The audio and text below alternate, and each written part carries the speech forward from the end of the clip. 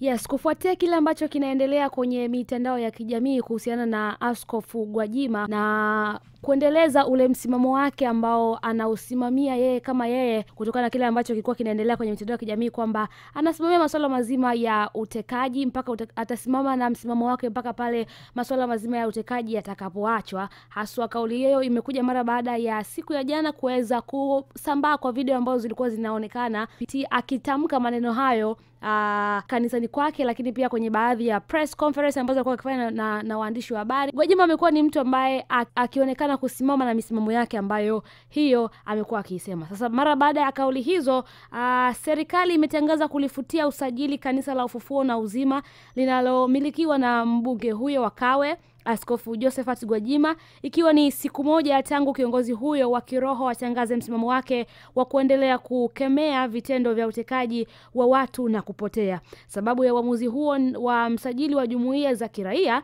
Emmanuel Kihampa ni kile kinachoelezwa kanisa hilo limekiuka sheria ya jumuiya sura ya 337 kwa kutoa mahubiri yenye mwelekeo wa kisiasa, nia na ya kuichonganisha serikali na wananchi. Kwa mujibu wa taarifa iliyotolewa leo Jumatatu Juni 2 mwaka 2025 na Kihampa, kitendo kilichofanywa na Askofu Gwajima kinaweza kuhatarisha amani na utulivu nchini.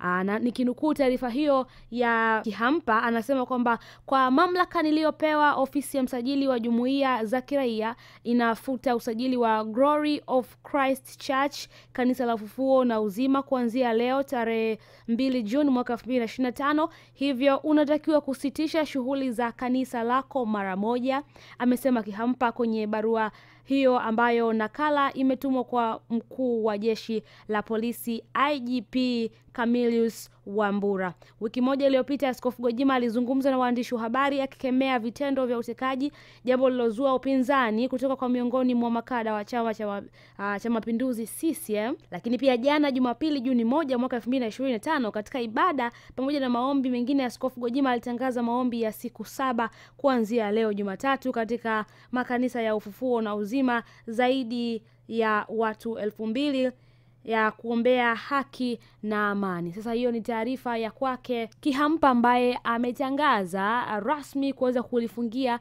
ama kusitisha huduma za kanisa la Uzima na Ufufuo, ambalo kanisa hilo linamilikiwa na mchungaji Askofu Josephat Gwajima. Sasa hiyo ni taarifa ambayo imetolewa na msajili wa jumuiya za kiraia Emmanuel Kihampa kuhusiana na kulifungia kanisa hilo ama kusitisha usajili wa kanisa hilo la Ufufuo na Uzima, kama ambavyo nimekuambia. Sasa tuendelea kusubiria tamko pengine labda la Askofu Gwajima mwenyewe atasemaje kufuatia makanisa yake ya Ufufuo na Uzima kuweza kufungiwa ama na nini. Basi cha msingi ni wewe kuendelea subscribe kama bado hujafanya hivyo, lakini pia kulike, comment na kushare ili wewe wa kwanza kuweza kuzipata taarifa kila update ambayo itatokea. Basi tutahakikisha tunakuletea hapa ndani ya Bobezi TV, and my name is Genevieve.